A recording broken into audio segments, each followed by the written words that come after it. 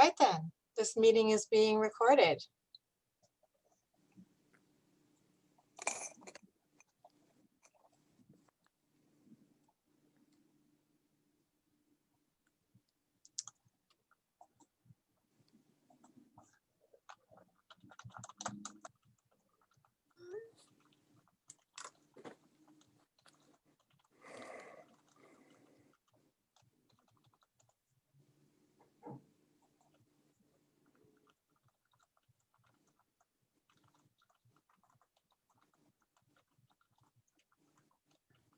Okay. All right, I am going to start now, as in now.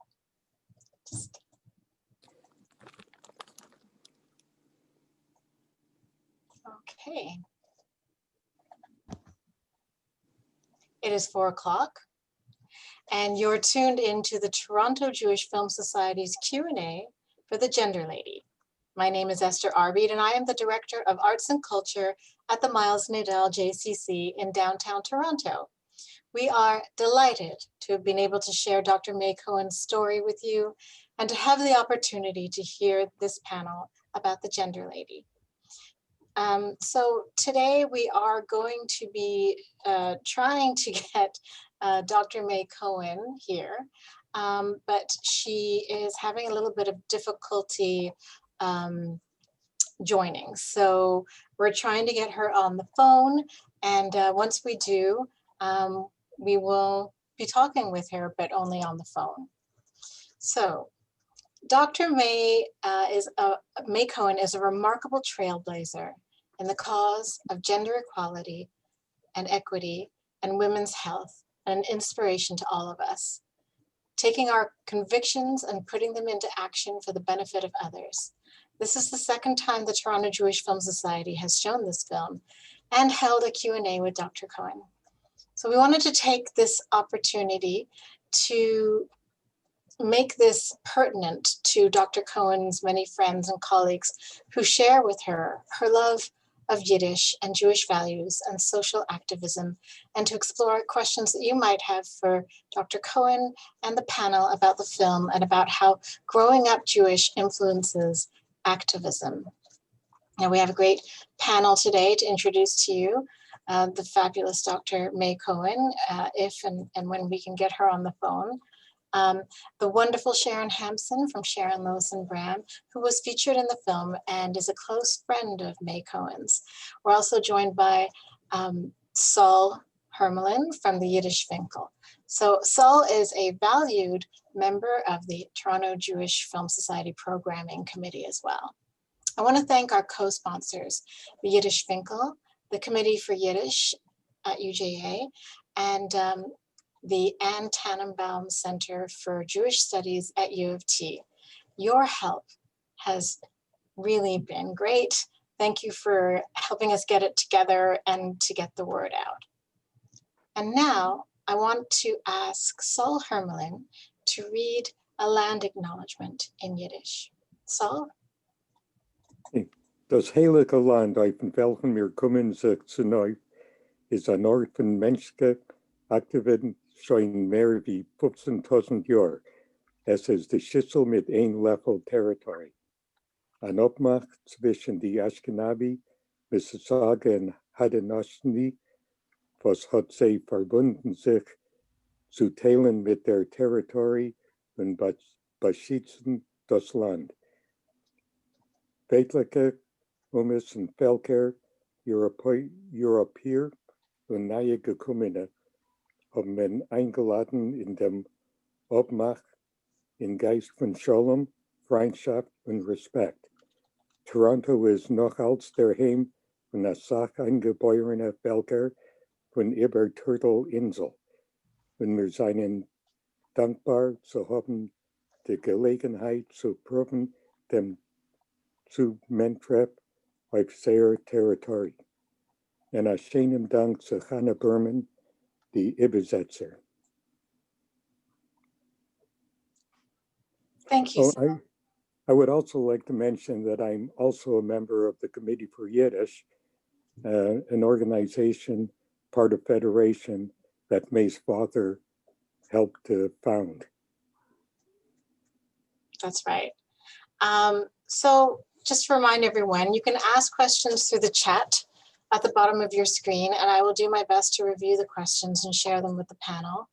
I will ask May, if we can get May here on the phone, and Sharon Hampson and Saul to answer your questions. I might ask you to unmute your audio if you want to ask your question yourself. It depends on how this goes. Most questions will be in English, but feel free to speak a bissel Yiddish and even ask your question in Yiddish. And Saul will be here to help translate the Yiddish to English, and the questions will be answered by the panel members.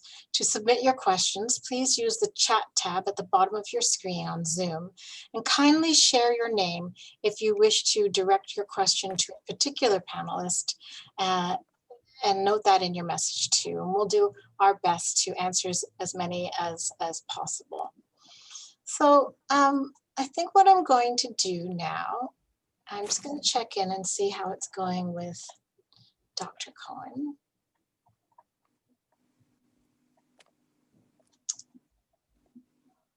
Okay, I see. Okay, so I do see a phone here, and I believe that the phone is Dr. May. Dr. May, can you say hello? Oh, she's muted, it looks like. Yes. So I'm asking her to unmute if possible. Not sure how to do that through the phone.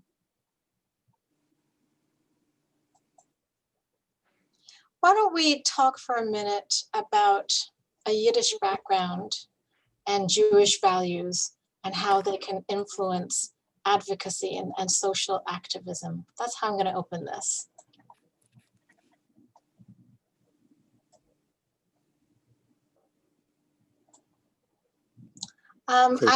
I have learned in the last minute that we do have Dr. Cohen on the phone, but we can't make her a panelist on the phone in this webinar format, which is a shame. But we do have her here, and I also have Cheryl Levitt here, and I also have Barbara Lent. Barb and Cheryl are the filmmakers who so lovingly made the documentary you saw earlier. So if anybody wants to talk about the background of activism and Yiddish culture, please feel free. Cheryl? Okay, I'll start off, and usually in these Q&As, one of the first questions that's asked of us is, what made you make the film? Why did you make the film? And I think this partially answers your question, Esther. So I often say there are two reasons why I made the film. The first reason is that when May won an induction into the Canadian Medical Hall of Fame, we were absolutely thrilled about it, Barb and I, and we thought we wanted to make it visible. We wanted people to know about it. We wanted people to know about her. We thought to ourselves, she's had such an exemplary professional career, and she's done so much for women's health and for women physicians and for reproductive health that it's time people recognize it and celebrate her. And the second thing is that Barb and I are both Jewish, and May is Jewish. And although we never really talked about being Jewish while we were making the film, and although we never really talked about how our Jewishness influenced our values and our activism, it became obvious to us listening to May's story that there were so many more issues in May's past that resonated with us, that related to her upbringing and her values. And as we kind of unpeeled the onion and started looking at a variety of different things, from the Camp Neufeld that she went to, the relationship she had with her father, the relationship she had with her family, the relationship she had with Gerry, the relationship her parents had together, the background of her parents, we realize that it's a story that hasn't been told. And it's not only May's story, it's our story. And we should tell that story, and we should start talking about it, because it's a really, really important part of the impact that May has had on the areas that she's worked on during her professional career, and the impact that many people have had on their activism in their careers.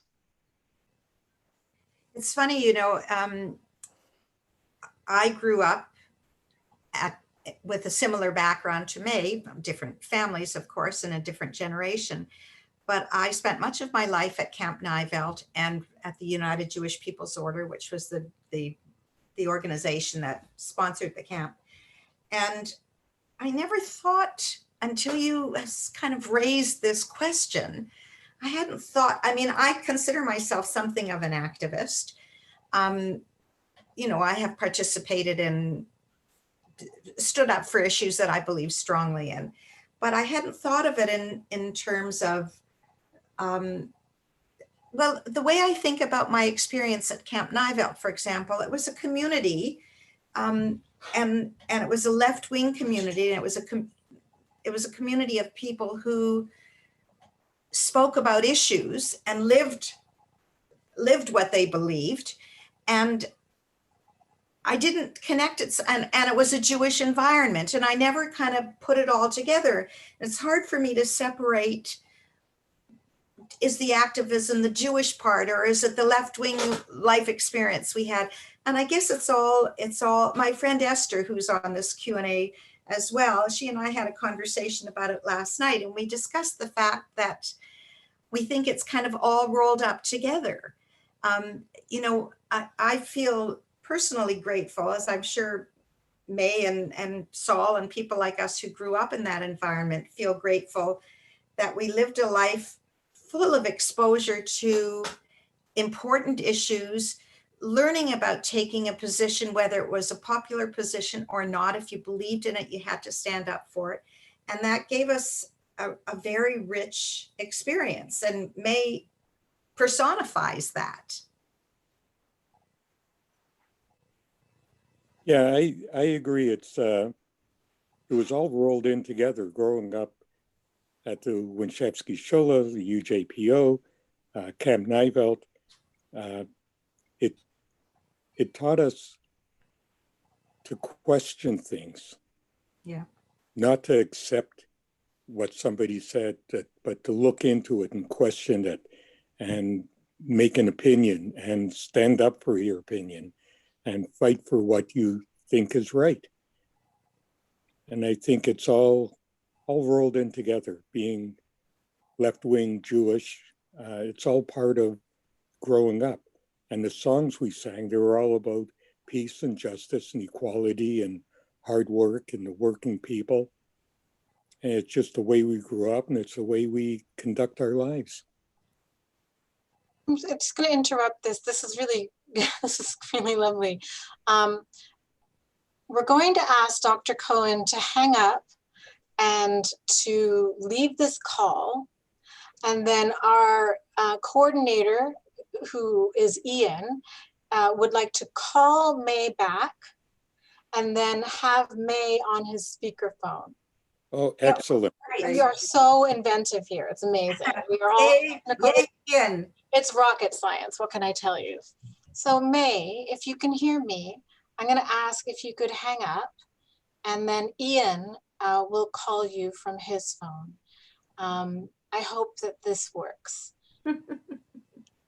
So please do continue. And also I've had a request, if before you speak, if you could say your name. And we have another question here. This is from David Chudnovsky. To what extent do you think the Camp Nijvelt and the left-wing experience had an impact on May as a woman? Now, maybe May will be calling in. Maybe she can answer that question when she gets excited. It's hard to answer. I mean, she talks in the film about her life experience, her family experience, and I can't imagine that wasn't impacted by, her behaviors weren't impacted, but I can't speak for her. Are there any other questions? Dr. Cohen is here and can answer your questions. Oh, yay! We did it. Question, please. Question is, to what extent do you think the Camp Nivelt and the left-wing experience had an impact on you, Dr. Cohen, as a woman?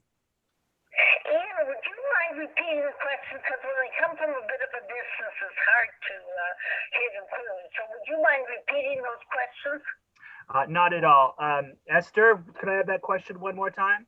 Ian, it's to what extent do you think the Camp Nivelt and left-wing experience had an impact on you as a woman? To what extent did Camp Nivelt, a left-wing experience, have an impact on you as a woman? Well, I can't say that it had an impact on me specifically as a woman. I don't think feminism was a very well understood comment in the 1930s and 40s when I was going to camp. But I think it had an impact on me as a Jewish woman person. My mother was certainly not a typical 50s housewife. She was a working woman. She was a teacher. She was an activist. So I certainly grew up with the kind of role model that helped to develop me into the person I was.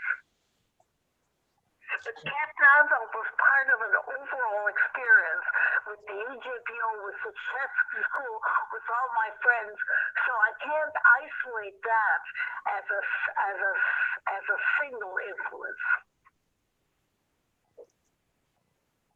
We have another question. I think that Martin Myers would like to talk. I'm going to see if I can make that happen by pressing buttons. Martin, are you with us? You have to unmute yourself. Waiting for another question. There.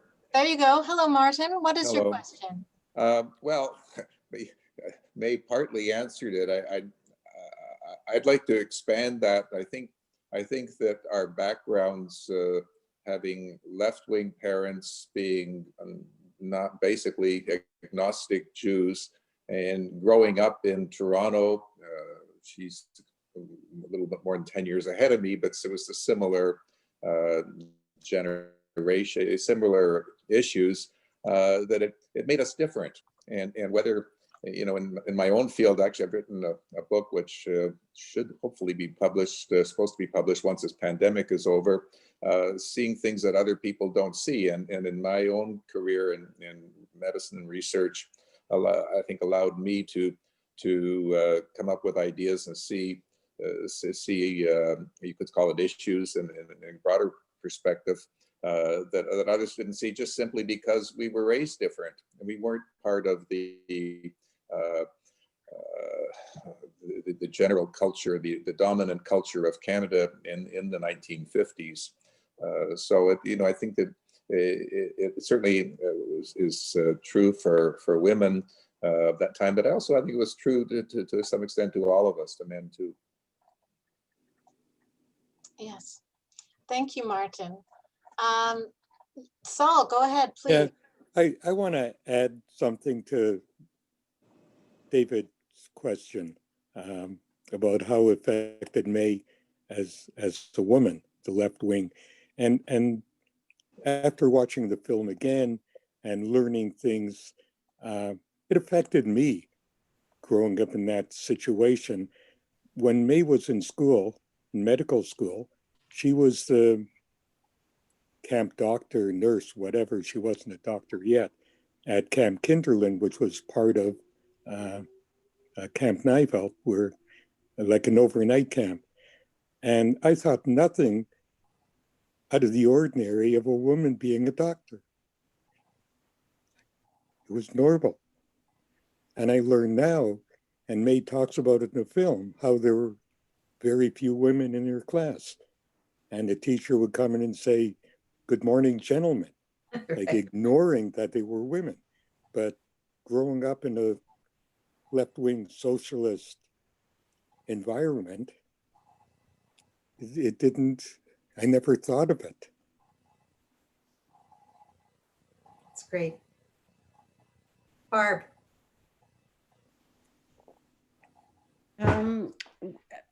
I just wanted to add an additional perspective, because I didn't grow up in a family where there was the same left-wing perspective. That I encountered on my own when I went to university and started to learn about all kinds of issues. But you know, may not have had the terms feminism in the 30s and 40s and 50s when she was growing up. But for those of us that had the opportunity to work with her, the issues that she chose to work on and the attitude that she brought to that work, she talks about having a fire in her belly for things that she was passionate about, and her willingness to speak out about things that she believed were true. So it may not have been called feminism early in her career, but it was so much all the things that we now identify in as part of that. And that was part of why she had an impact on women that were coming after her, much younger than her, who were trying to model at least part of our careers after some of what we saw her do and value. Thank you, Barb. May wanted to take a question through the phone, I believe. Is that right, Ian? Ian? Okay. Yes, May would like to take a question. Okay, so if you repeat after me, or I wrote it in a chat, but I'm telling everybody and sharing with everyone this question. What role did socially active parents with a love of Yiddish play in influencing their children? And what vestiges of that kind of influence are still present today? It's like a two-parter. What role did parents with the love of the language and the culture of Yiddish play in influencing their children, and the vestiges of that influence today for you, Dr. Cohen? Now, Ian is asking her this on the phone while it goes to space and back. Please bear with us.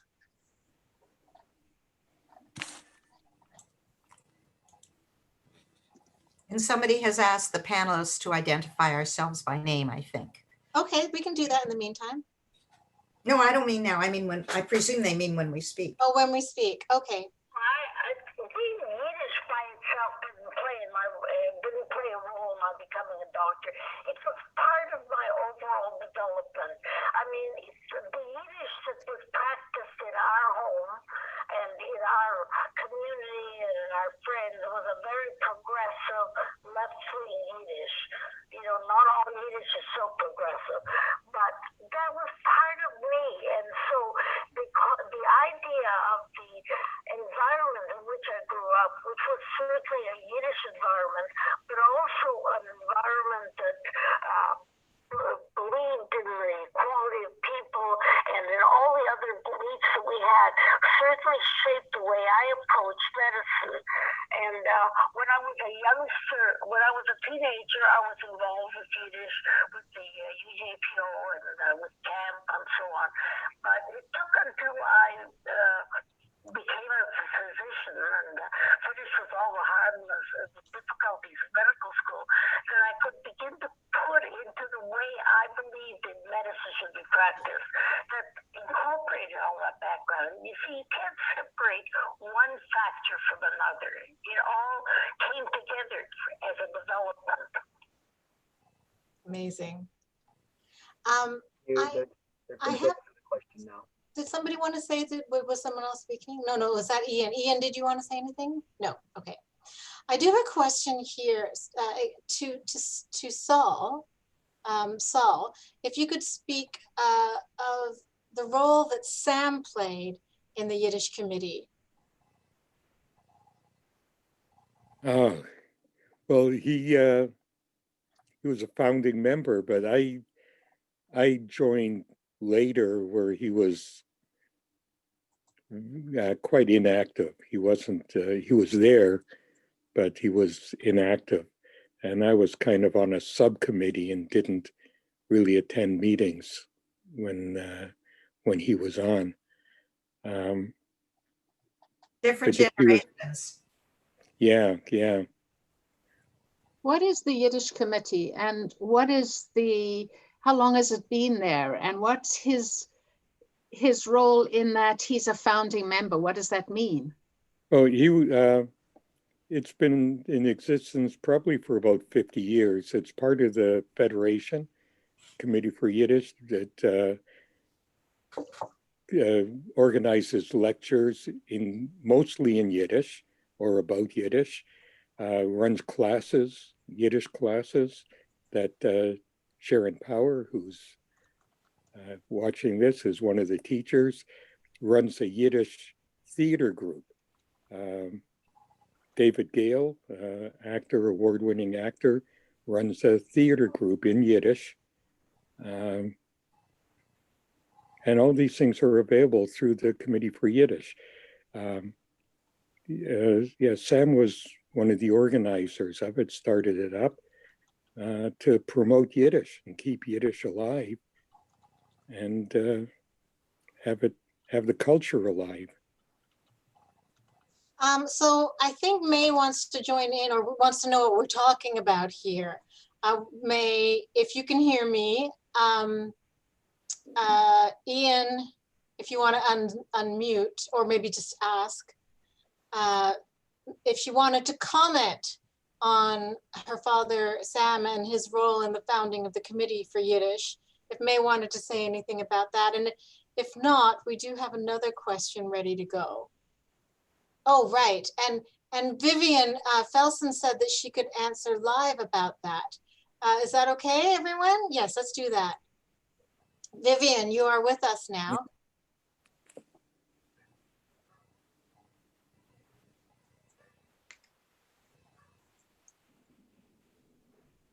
Vivian, open, done. Okay, great. Let me see, Vivian, if I can get you on here somehow. Oh, if only is allowed to talk. There we go. Hello, Vivian. You kent mich hören? Can you hear me? Yes. Okay, ich rede ein bisschen auf Yiddish. Mein Mutter, meine Mama ist gewesen eine von den Gründern von dem Komitee für Yiddish.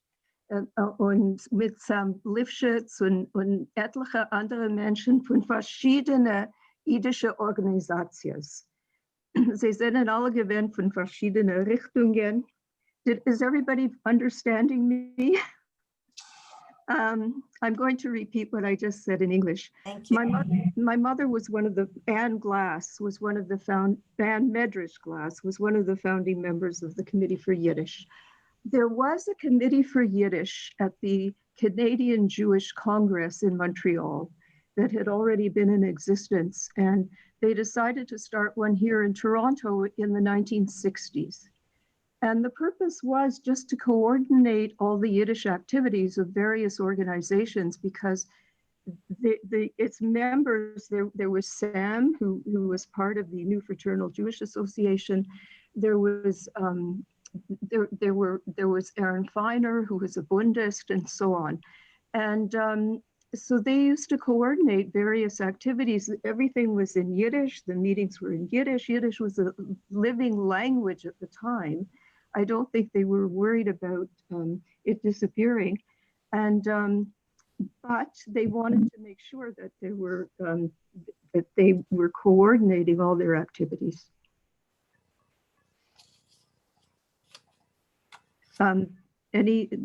Does anyone want to ask any further questions?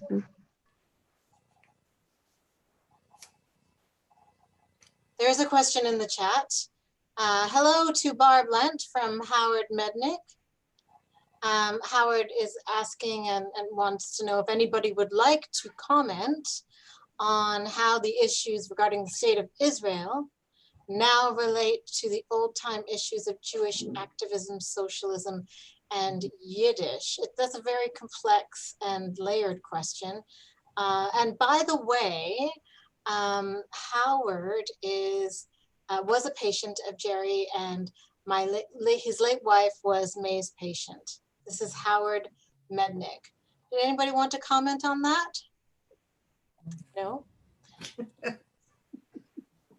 Okay. I think I have a question here for Dr. Cohen and for anybody else who is part of this. Let's see, I'm just gonna put it up here. Do you think, and Ian, if you want to, or if you could try to repeat this to May over the phone and see if we can get her an opportunity to speak. Do you think that the lessons learned from the Holocaust influenced your professional life and social activism?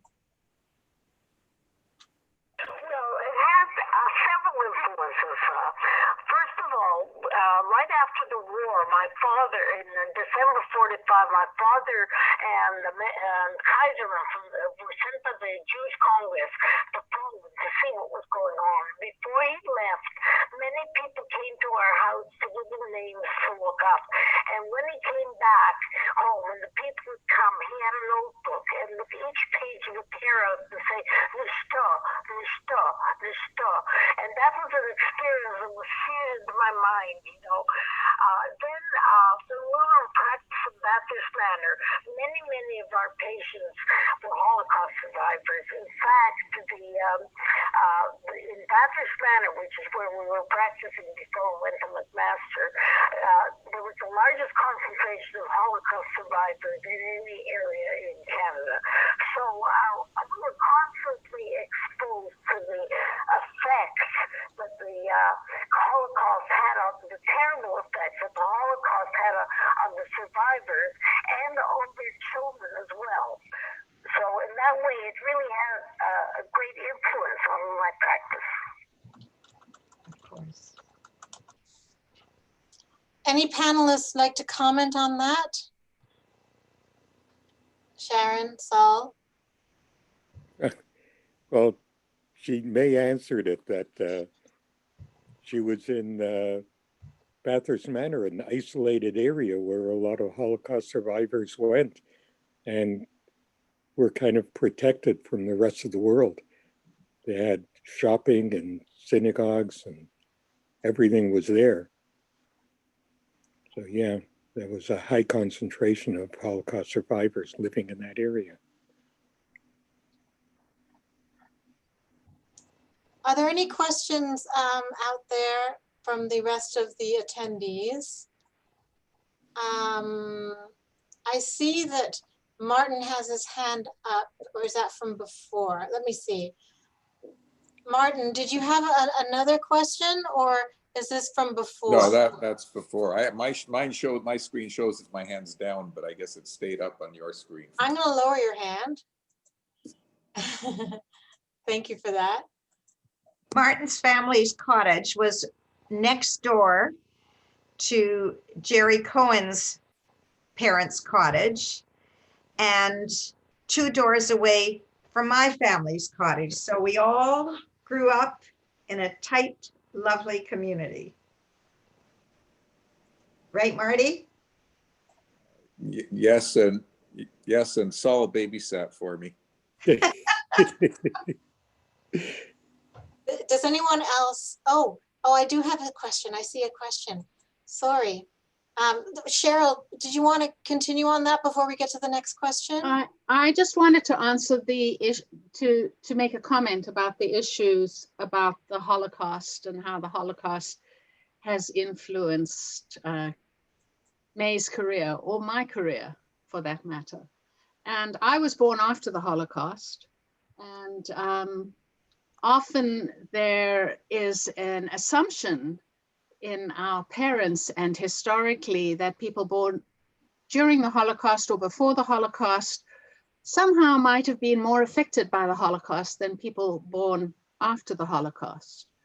But I think the discussions that took place after the Holocaust were discussions amongst our parents and with our parents that either couldn't talk about it because it was so bad, or when they talked about it, it was fraught with emotion. And it, from my point of view, it really influenced me. And I was very grateful when I went to medical school to read a lot about ethics during that time and discover from the reading I did and from the people I interacted with that a lot of the ethics in medicine, well, some of them came from Maimonides from the 11th and 12th century, but a lot of the ethics in medicine come out of the discussions that took place about the Holocaust and the treatment of people medically during the Holocaust. And many of our discussions after that are based on it was really bad during the Holocaust. And what we're seeing happening now reminds us of the Holocaust. And we shouldn't do that because there's been stuff written about that in the ethics related to the Holocaust. I think for us who are maybe generations of people immediately after the Holocaust or 2 generations after the Holocaust, we still struggle with our own memories of this and the emotions associated with this. And I think that it cannot be hidden. It's something that affects us all and worries us all in today's world, watching how things are developing now, and have affected us in our careers, in our professional careers, in how we relate to human rights and issues associated with human rights. Thank you. We have a question here from Stan, who I'm going to allow to speak here. Stan, you're on, Stan. Am I unmuted? Yes, we can all hear you. So my question is, I find it a little ironic, but interesting that we have not talked about May's mother, Manya, who was my Yiddish school teacher back in the 50s and early 60s. I found she had a great influence in encouraging this mindset amongst young Jewish left-wing children. And I'd like to hear May's comments on that. Great. So May would like to comment. Can we make this happen? You want to know about my mother?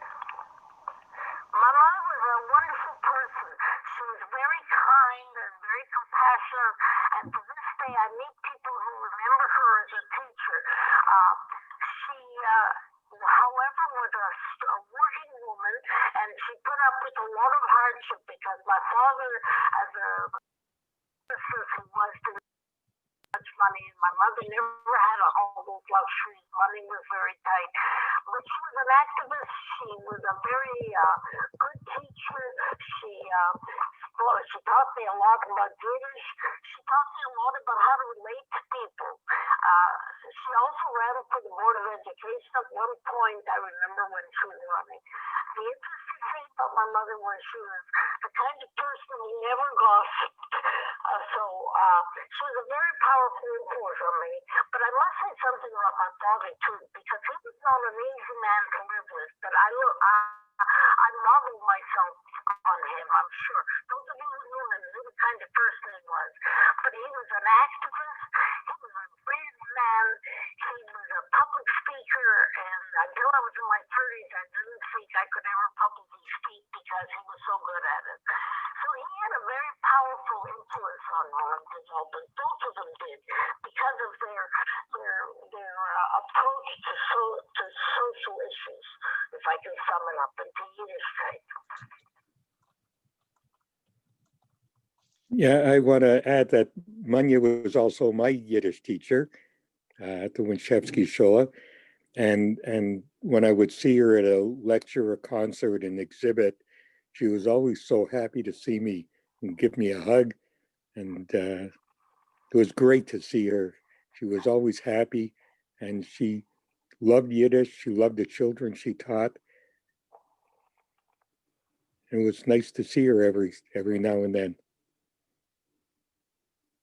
Now we do have somebody who, I mean, I'm not sure how to do this. If I don't know who you are, then I can't unmute you. It says from blank to all panelists and attendees. May I be permitted to share the first time I met May Cohen? Yes, you may, but I don't know who you are. Oh, it's Riva. Okay, great. Thank you. Thank you so much, Sharon, for helping me out there.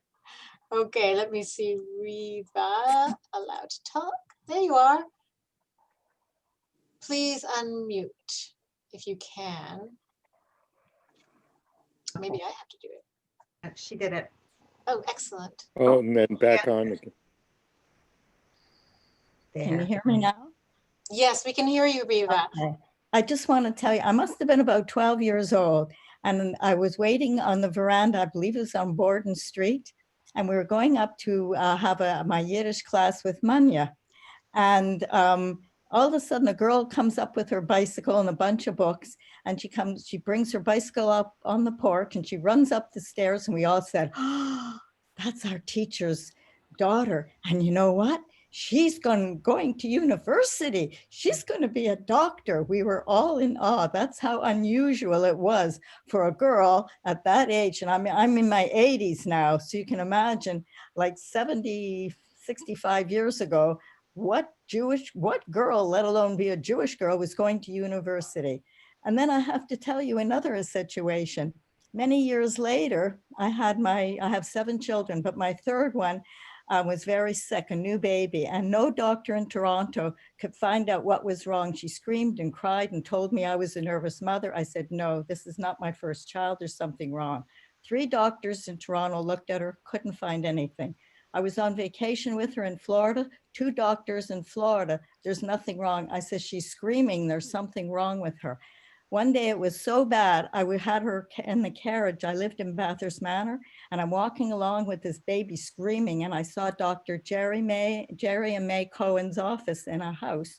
So I just went in without I didn't have an appointment or anything. And I went in, and Gerry took the baby out of my arms that was screaming, took her into a little room. She was 6 weeks old. He came out, he says, take her home right away. There's something wrong with her heart. Now, if it wasn't for them, she would never have been alive today. They found it in about 5 minutes. I went dashing home, and she's had 3 open heart surgeries, and she's fine now. And that was Gerry and May Cohen living in my area. So there's very strong connection with them. Thank you for letting me speak. You're very, very welcome. I believe Dr. Cohen is now with us here as a panelist. May, can you hear us? May, did you hear that? No, can you just summarize it? It wasn't clear. That's okay. Reba was talking about how you identified a trouble with her daughter that no other doctor was able to, and saved her life. Oh, well, that's very gratifying. We have a lot of wonderful experiences in medicine. I love being in practice. I love developing a relationship with all my patients, but I also love going to the classroom where I really had the opportunity to really sort of spread my wings and begin to work in women's health and gender health. So it was a wonderful experience for me, both to be in practice in Downhill and then to go to McMaster University. So I've had the best of both worlds. There is a question here from Susan Phillips to all of the panelists. I'm curious what made growing up in the Ujpo Camp Nivelt so formative. Susan says that she was too young to be part of camp, but her brothers still talk about camp as if it was the most important aspect of their lives. Anybody care to comment on that? Who was at Camp Nivelt? I I loved camp. My parents had a cottage, so I didn't get to do the overnight camp part of Camp Kinderland. But Camp Nijvelt was a community. It was like a big family. And, you know, something happened, like even I was there as a married woman with my children, and something happened with one of my kids, with my son, and had to be taken to the hospital. Well, I can tell you the whole community was engaged around that. They were looking out for my daughter who I had to leave behind. You know, everybody cared. So Camp Nijvelt and the UJPO were like a family. And as I think Solly said earlier, sometimes the positions that we, or Marty maybe did, sometimes the positions that we took weren't always popular mainstream, they often weren't popular mainstream positions, but you felt the support of everybody in your community. So speaking out and taking those positions felt pretty normal. And hopefully it helped us learn to be those kind of people as we moved through life, so that we could, you know, we could stand up for what we believed in. And it was that environment where we learned to do that. We also learned to sing together, which for me was obviously very significant. We sang songs and music, both as a communal pleasure and as a vehicle for sending out the message, was always part of our experience there. I hope that I have to agree with all that. It was always from Schule to camp, from camp to Schule, like from the Winchevsky School to Camp Nijvelt, or Kinderland if you stayed at the overnight, and back to the Schule. And it was a big family, big community. I was raised in Camp Nijvelt. My parents had a cottage. And then when I had kids, I got a cottage. My wife and I got a cottage, and we raised our kids in Camp Nijvelt. And my grandson goes out there now. So it's keep learning and keep the community alive. And there's so much going on there and friends that still have. enriched our lives. Yeah. I have a thought, Esther, and that I might just put out there. I know that May, as she indicated, spoke Yiddish until she was 5, only Yiddish, before she even learned English. I think I understand, and Barbara Cheryl can correct me if I'm wrong, but I think her brother did not speak Yiddish. And I relate to that because my sister went to Schule. My sister's 5 years older than I. She went to Schule. She spoke Yiddish. I did not. I never went to Schule. I never learned to speak Yiddish. The only Yiddish I heard was when my parents spoke it in the house because they didn't want me to understand. And I wonder, I mean, I have some thoughts about that, but I wonder what people think about that kind of pattern, which may have been a pattern beyond those two examples.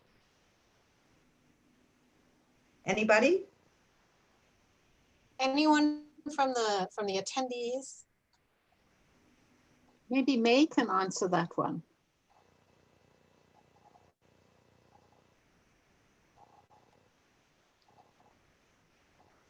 Marty Myers? Marty Myers? Martin has his hand up. Oh, Marty, okay, all right. Let's see if I can get that happening. Marty Myers. Go ahead, Marty. Okay, so yes, I think some of us didn't really appreciate the experience, even though, you know, I went the same as Sharon said, but also going to the Jewish school and having Manya, May's mother, as my teacher for several years. I know in retrospect, even at the time, I knew that I was driving her crazy. Probably, I didn't really want to be there. I wanted to be watching American Bandstand with Dick Clark, like all my other classmates. And here we had to go after our regular school for 2 hours every Monday to Friday. And somehow she managed to, I guess, teach me such that I was pretty good at Yiddish, although I've forgotten much of it now. But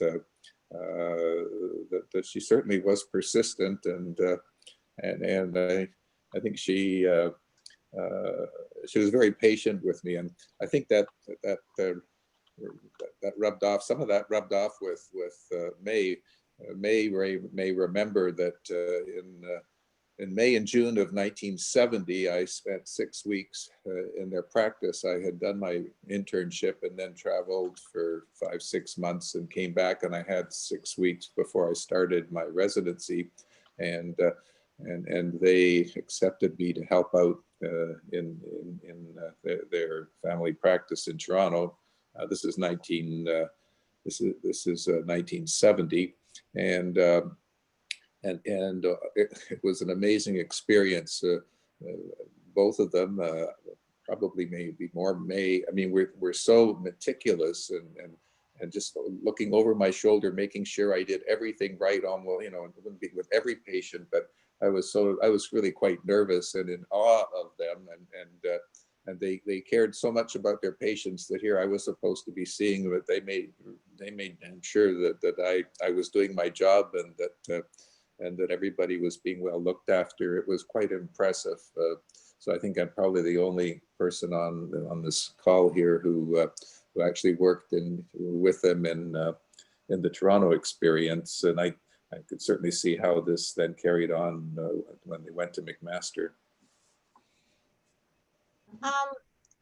Thank you very much, Martin. So we do have a question here that somebody's had their hand up for a while. This is Helen. Helen, I'm going to ask you to unmute, and then we might have a final question from Millie.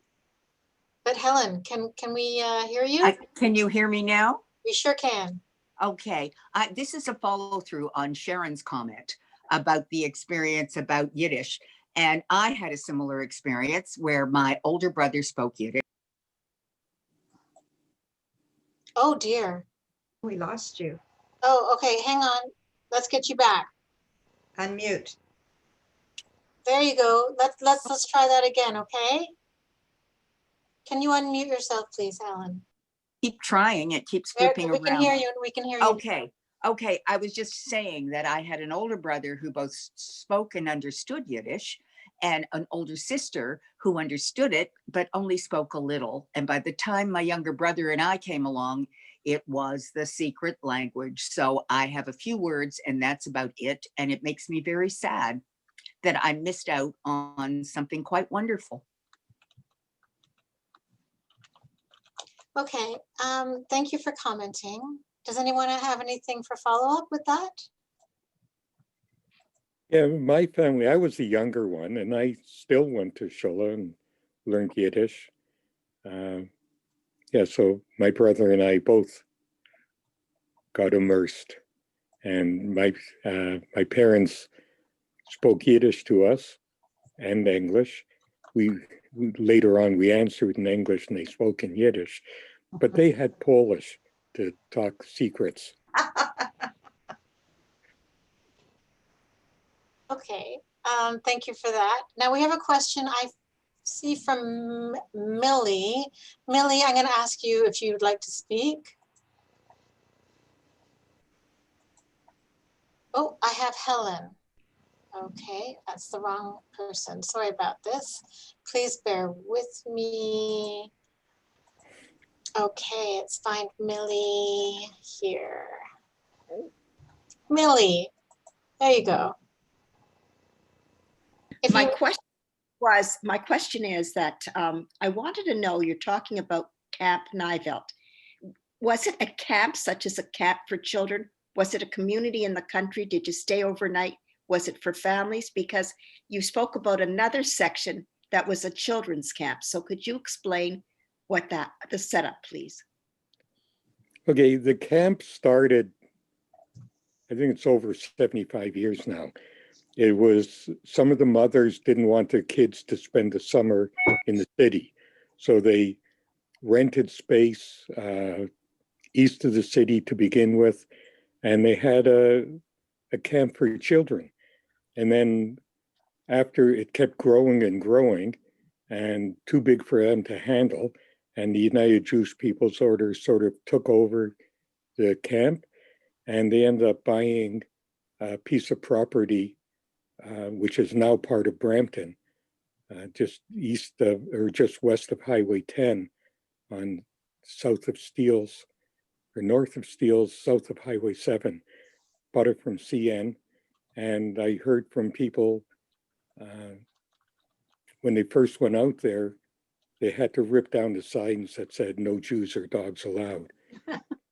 And they had this children's camp, an overnight camp, so the children could be out in the fresh air and have fun during the summer. And the parents got jealous and they decided to build cottages. I know when I was, I guess, about 4 years old, my parents had a tent. We spent the summer in a tent all together in one tent while they built a cottage, and spent the rest of the summers growing up in camp. So it was two things. Kinderland was the overnight camp. I think there were 12 cabins, bunks, where the children slept in. And then there were almost 100 cottages, and most of them are still there. For the parents, the children's camp is no longer there. And during their heyday, busloads of people would come from Toronto, many buses, people who were working people, and they would take the bus out to Camp Nivelt for the day, and they would go swimming and they would play sports, and they would visit the friends who had cottages, and sometimes there were cabins as well in a section of the community that people could rent for a weekend. And there was an active dining room with a woman or people who did the cooking and served meals. That's where the children from Camp Kinderland had their meals. So it was, I think David Chudnovsky said, it was all those things. It was a children's camp. It was a camp with cottages for people, and there were gathering areas. There was we called it the dance hall, where people would come together for every Friday night. There was a campfire during my years there. Every Friday night there was a campfire, and generally a sing-song around the campfire. Every Saturday night there was a concert with various people performing. So it was a very active, busy community, and as Solly said, it provided opportunity for people who didn't have a lot of money, people who were working people who wanted to get their kids out of the city, and it was for everybody a really rich experience. Happy for that. You know, the greatest thing being out there when I was out in the wilderness is seeing the stars at night. You couldn't in the city, but out there you could see the stars. It was beautiful. We have another question. Okay, so Esther, if you want, I'm going to try to allow you to talk. That we have one more after that, and I really hope that this doesn't abruptly end. I don't think it will, but if it does, I apologize. So Esther, please. Esther Ryder? Yeah, it's not really a question, but I think, Solly, you left out one of the important things about the creation of the children's camp. These people were part of the Yiddish Arbeiterfrauenverein. They were lefties. They were Jewish women who were determined that they were not going to take the charity offerings that from the mainstream Jewish community. No, they were going to build a children's camp for workers where these children would learn what it meant to be workers. They were going to make a very different kind of world. They were going to really transform. They wanted to transform what Canada. They really had a different kind of a vision. And I think it wasn't only getting the children out of the city, it was getting the children out of the city in a very particular, kind of way. And of course, it was true, as you said, the young people wanted to be there too. And it became incredibly, incredibly popular, particularly in the 1940s. Everybody wanted to go and be a part of of Nivelt. So I just wanted to add that, that's all. Thank you, Esther. We have one more from Riva.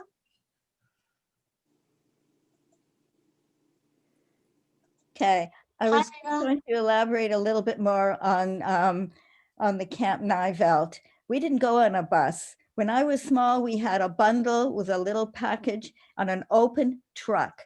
There were no seatbelts, trust me. And down a real muddy road until we got to the camp. And at that time, they were swimming in a little stream that was drying up. They weren't swimming, they were splashing in it. And I remember everybody was sitting on the hills, and they were starting to donate money to build a pool. And they would say $1, Mr. Diamond, oh, 2 Tule, you know, and everybody was bidding on it until they finally built this pool. And when they split the camp in half, and they had the parents were buying cottages. I remember there was like Hill 1. Are you on Hill 1? Are you on Hill 2? And they were starting to build little cottages so that they could come out. But on Sunday, it was like a lechter. On Sunday, we all wore white, and we always had chicken. Well, it looked like that's what we ate all week, all these wonderful meals. But well, I'll tell you, Sunday was the best meal of all. But we did sing in a choir, and Paul Robeson sang with us, I remember.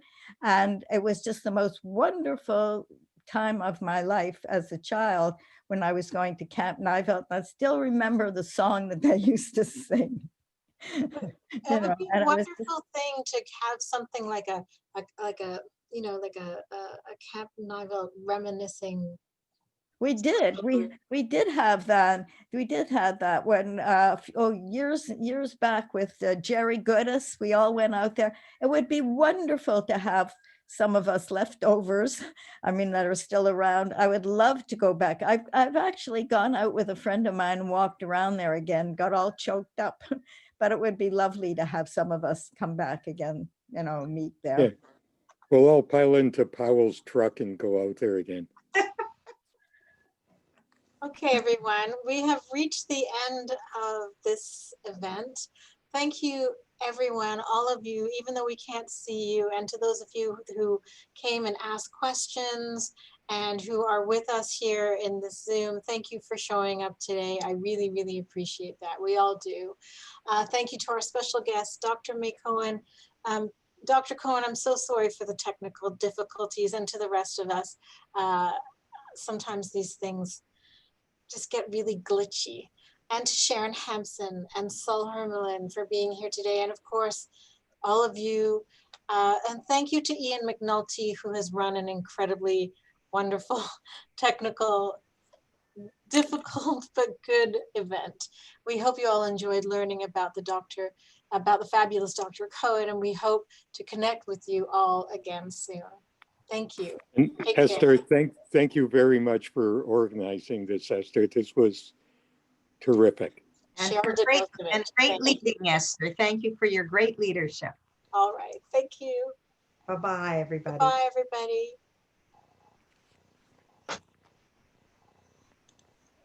It's too bad because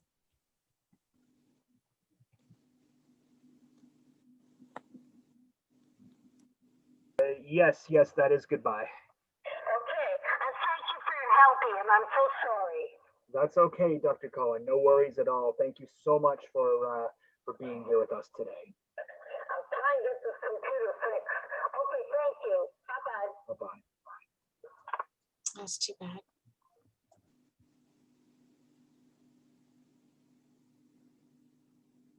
Well, at least she could hear what was going on, I think. I think she still can. She's still. Okay, everybody, I'm signing off. We will be in touch, panelists and organizers. We will be in touch by email.